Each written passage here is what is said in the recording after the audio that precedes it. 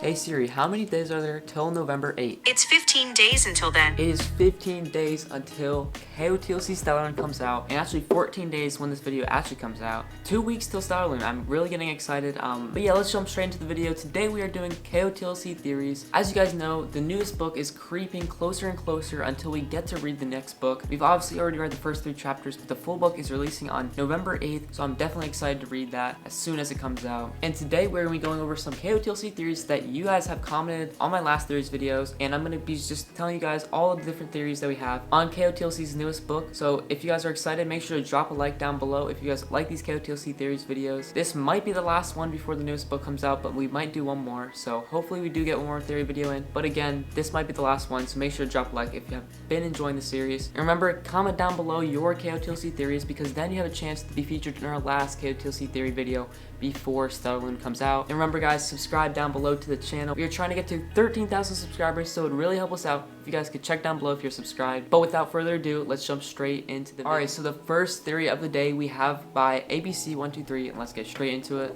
I have a theory. In flashback, the scene where Keefe's memory, London Green Door, Sophie said that the symbol on the wax seal was a star in between 2 crescents, which is the Stellarlune symbol. So I think when Sophie remembers the symbol being on the letter, she and her friends will go to London, and to tie the plot together, I think that Keefe will be in London, so they will find him when they go there. And this is a perfect segue of kind of going into something that Shannon Messengers has actually posted on her Instagram. You know, I think it was in September, but this was actually the KOTLC Stellarlune symbol. I'll pop Shannon's post up on the screen right now, but she basically details the Stellarlune symbol, which is 1 crescent facing the left, and then a bigger crescent surrounding it facing the right, and then a little bit of a star in the middle. And that is what Shannon has kind of told us, that this is going to be on the case of the book, and this is going to be the Stellarlune symbol. So I definitely wanted to tie that in with this theory, because I thought this was a great idea. Because if that symbol was actually on that letter that was actually going to Ethan, right, I think that was the guy that was behind the green door. If this is right, then that would be literally huge. That would actually kind of be really big to this next plot, because we don't know where Keefe is. Maybe he's trying to search for Ethan that's behind the door to try and understand maybe what his ability is. But I think there is this huge tie, like, that's, you know, in the human world,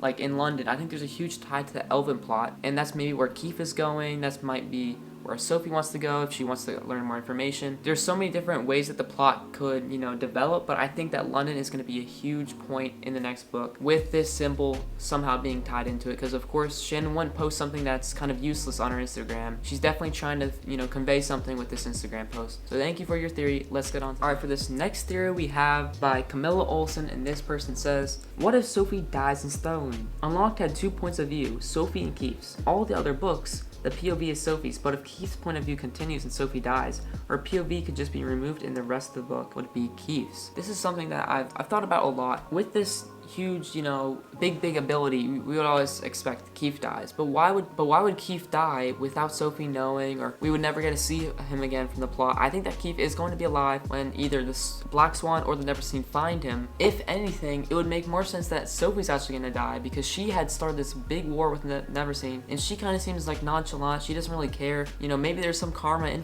in for her, because she has started a huge war and she might have to sacrifice herself. She might get, you know, killed in action, something like that. So if anything, Keefe is probably more safe than Sophie is. So if Sophie does die, I think that we will switch over to Keefe's perspective, because maybe that was something that unlocked that was big for the series. Because if she's introducing another character's point of view, maybe that's telling that Sophie might die and that she might have to switch to Keefe's POV. Maybe Sophie is in store for some sort of heroic death or something like that, and the story might have to continue on through another character such as Keefe. I don't know who would carry on as the main character if Sophie did die, but it would probably be, you know, either Fitz or Keefe. But yeah, that actually raises a very interesting question. Does Sophie die in the next book? And if Sophie does die in the next book, who will, you know, the point of view transfer over to? We'll see. That just honestly all depends on if Sophie dies. But thank you for the theory. Let's get on to the next. Alright, this next theory is by Twilightmaniac, and this person says, I have a theory that Syra is actually Glimmer. I know that it doesn't make sense, but hear me out. What if Glimmer doesn't want to take off her mask? Not because she doesn't want to reveal her face, but because the world wouldn't understand. That might be why Glimmer saved Tam, because she knew that Tam and Wiley were close. I feel like this would be a likely plot twist in the books and interesting to read, and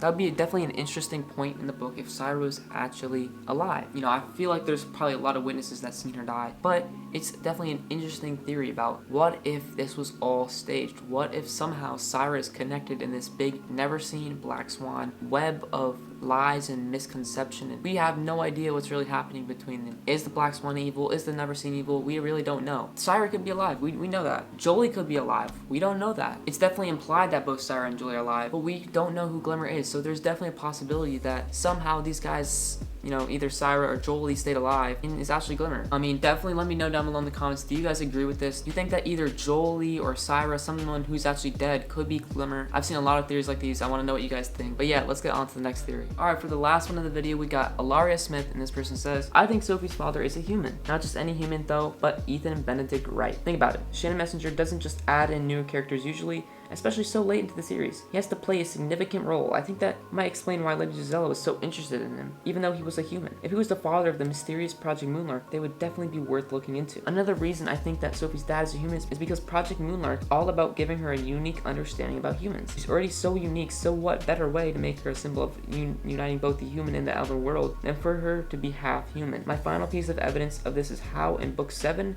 she wondered if Project Moonlark had made her a natural killer because she picked up on weapon techniques so fast. If she's half human, that might explain where that part of her comes from. For me, I definitely think this could go anyway. It could be 50-50 for me. For just like talking about the negatives of this, or like kind of like the complaints about how this theory wouldn't work. Number one, how is Sophie such a powerful elf if she's only half elf? I mean, she has so many abilities, she has so much power. Just I can't believe that's half elf. I feel like she's a full elf. But on the other hand, there is a lot of things that make sense that Sophie's a human, especially that she lived with humans, she was raised by humans, especially like the Ethan Benedict Wright, the guy in London. I especially like that idea. I think that Ethan knows a lot about, you know, all this elven stuff, so maybe because he has contact with Lady Gisela, maybe Lady Gisela wants to contact Ethan because she wants to know more about what the Black Swan is planning and with this huge Project Moonlark. So yeah, there's a lot of cases where you could say yes and no. I think it's a very controversial one. I was thinking that it's an elf, but hey, I really don't know. Let me know down below in the comments, do you guys think that it's Sophie's father is going to be a human or an elf? I would love to know. But hey, that is the last theory of the video. Let's get straight into the outro. Thank you everyone for commenting all your theories in the last video. I know I wasn't able to get all of them in this video. I definitely have a lot more to choose from